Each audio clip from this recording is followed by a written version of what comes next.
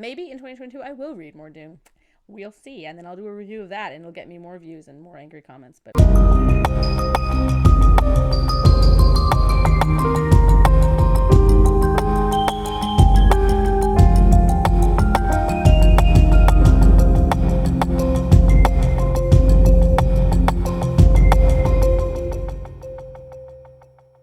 hi everyone, welcome to Sound and Fairy Book Reviews. As usual, I am Tina. So this is my wrap up for October. October, as usual, was a lot of fun.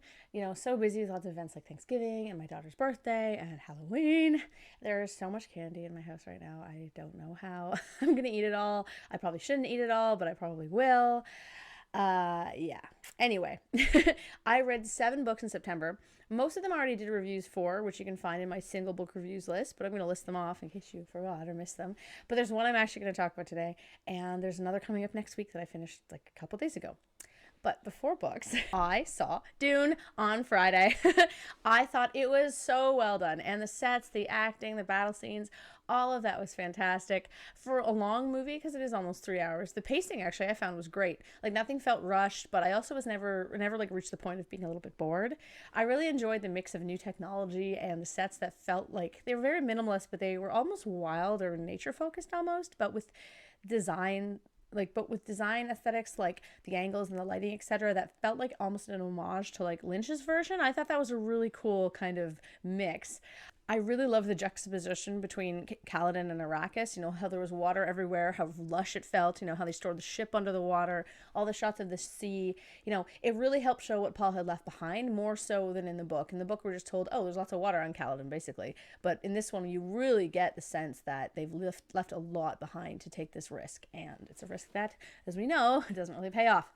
So the movie gave us much more emotion to Jessica's feelings regarding Paul and about the Bene Gesserits, which I thought was great because in the book and in the Lynch movie, we don't get as much of that. Like we get Jessica's perspective, but I don't find that her care about Paul as a mother comes through as much in the book, where in this you know the part with the Gom-Habar was really good. I think she did a fabulous job showing like her restrained kind of terror at what's happening and how she feels like she has to do this, but she also really doesn't want to. I thought that was really well done. I also liked the relationship between the Duke and Paul in this. I thought it was more loving despite still having that kind of regal distance that you would expect from that kind of a, you know, like a prince and king kind of thing. I also liked how in this part of the movie, they removed the LGBTQ plus aspects of the Baron's original depiction, which was problematic because, as I've said in my Dune video, if you watched it, given he was the only, you know, gay person in the book and he was vilified for it, you know, that was what made it problematic. So I'm glad that they kind of removed that part. And I also like how they made his large frame menacing rather than disgusting or laughable like in the book or in the Lynch version. Definitely an improvement on the depiction in both of these things. And I love how he floated. It was so creepy. So creepy. I thought they did a fabulous job with the Baron. I'm really interested in what they're going to do with Fade, given we haven't seen him yet. If Sting reprised his role, that would be amazing, though it would make absolutely no sense. If they gender bent Fade, that would be interesting too, but I doubt it. I doubt they'll do that. Aaliyah, I'm curious about, you know, will they age her up from like 4 or keep her 4? You know, what, you know, is she going to do what she does in the book? Maybe. I hope so. I also wonder whether they'll give Chani more to do. Maybe Irulan will come in as well. I don't know. We haven't even seen the Emperor yet, so I think that part 2, I wonder if they're gonna take a bit more liberties in the story with book 2, and I hope they show way more of the battle scenes that we don't get in the book as much.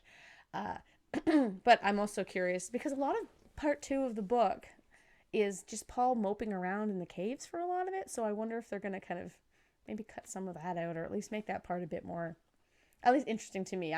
For me, you know, those kind of metaphysical kind of coming into your power stories aren't interesting to me, so that might be why I'm kind of like don't like that part. But yeah, anyway, we'll see. The supporting male characters were great. Jason Momoa was fabulous, and so was Josh Brolin. They were on the screen, you know, just enough to make you want a little more, but they didn't like take over from Oscar Isaac, who was also amazing.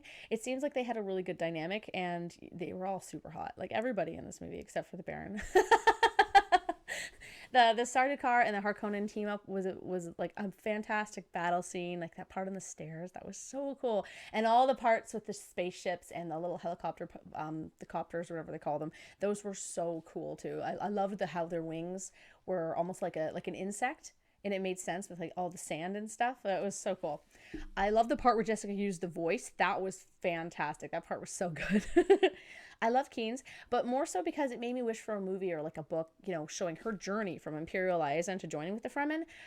Given her relationship with the Fremen guy and her desire to make the planet more livable, I thought that was really fascinating because given that she comes from the Empire originally, like what convinced her to change her mind, right? Like obviously it's a different trajectory from Paul, and I think that would actually be really interesting. I mean, I love what they did with her. I love they gender bent her. It gave a bit more women something to do in the story. And I'd say like her main scene, I guess if you've seen it, you know what I mean. That was awesome. That scene was so cool.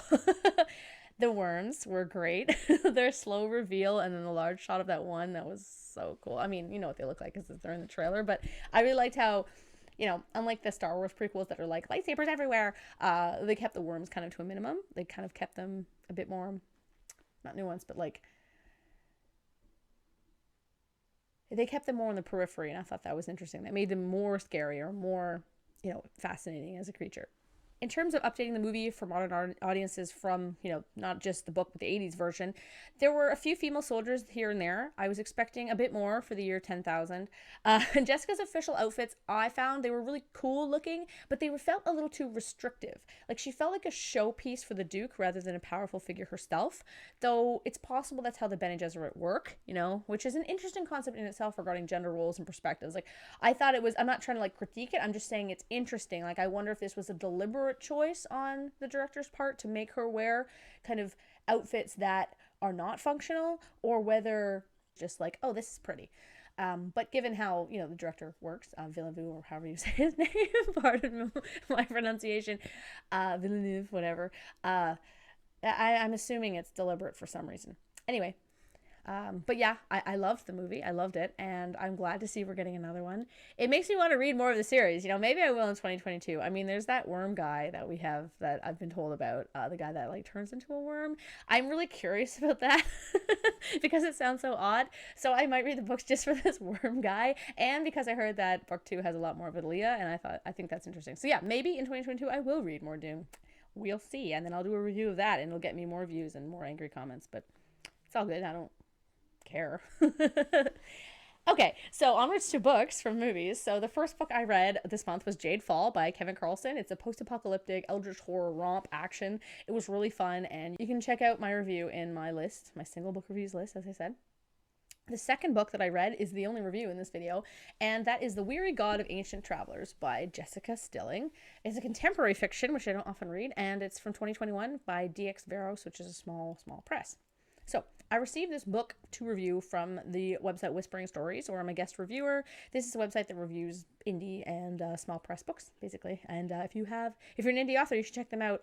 Okay, so basically what happens is the owner of the site sends me a list of books to pick, and I kind of pick based on the synopsis. Sometimes I check out what Amazon has to say. And yeah, when I initially selected this title, I was expecting something between like a psychological mystery and a quirky, surreal story, but I was not expecting such a hard-hitting and thoughtful tale of a woman struggling to figure out not only who she is, but who she wants to be. So the story follows this woman named Lydia Warren, who has no idea who she is. She's living in Santorini, Greece with a one-armed man, which I thought was funny.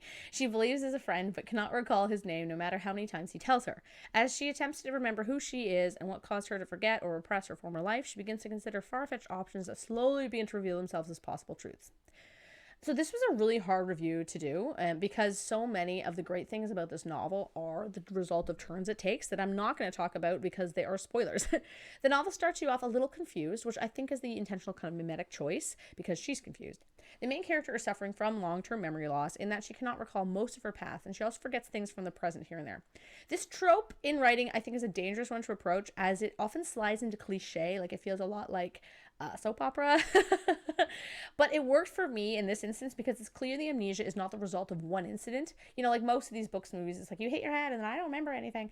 But her brain, it's not a result of that, but her brain deciding that it's had enough psychological trauma and essentially just shuts down. So Lydia has had a very hard life with multiple instances of terrible suffering. Her amnesia to me was less of a plot kind of device than a way to show how the human mind protects itself from trauma, and that we can work past it if we just give ourselves enough time. I think that was the kind of message behind the book. The story takes this winding, circuitous note that moves at a languid yet not stilted pace that allows the mystery to unravel organically. The novel also includes evocative descriptions of Greece with forays into small towns and the seaside and Athens and the mountains. I was as much enthralled by the scenery of the novel as I was the story. It's a really nice well written book. I really enjoyed it. It was a, an introspective look into how we handle our past, and I recommend it to those who enjoy their mysteries based on more self-reflection and like big reveals. There are some interesting things about this novel. It went in some directions that I was like, what? I will say some trigger warnings though for mentions of child sexual abuse, the Holocaust, and domestic violence. So just it's not a happy story, I'll tell you that, but it's definitely interesting and definitely well written, and I recommend it. I read 5 more books on top of this. I read Prime Deceptions by Valerie Valdez, which was a sequel to Chilling Effect. It's a space opera. I read the And in Kindness of Ghosts by River Solomon for the Interstellar Book Club, which was really good. Also a science fiction. I read The Inside Out Man by Fred Stridham, which is a psychological mystery, psychological horror kind of. I read Storm of Locusts by Rebecca Roanhorse, which is the sequel to Trial or Trail, I still can't remember, of Lightning, which is a post-apocalyptic kind of urban fantasy.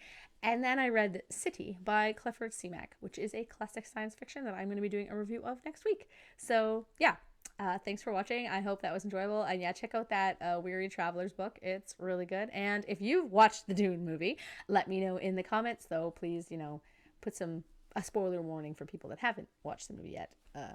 And for some reason haven't read the book or watched the 80s movie, which really you should. As much as I can critique the book, I still like the book. Anyway, thank you.